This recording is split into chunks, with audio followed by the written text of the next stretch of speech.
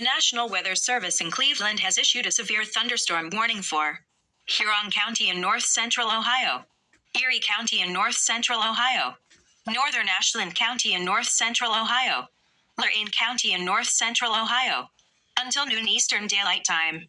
At 11:08 a.m. Eastern Daylight Time, severe thunderstorms were located along a line extending from 6 miles northeast of Milan to near Willard, moving east at 40 miles per hour.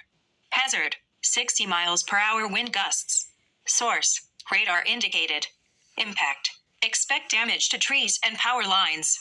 Locations impacted include Lorain, Elyria, Norwalk, Vermilion, North Ridgeville, Amherst, Grafton, Willard, Wellington, New London, Northern Milan, Wakeman, Avon, Eaton, Oberlin, Sheffield, Sullivan, Lagrange, and Penfield.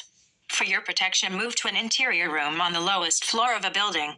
Torrential rainfall is occurring with these storms and may lead to flash flooding. Do not drive your vehicle through flooded roadways.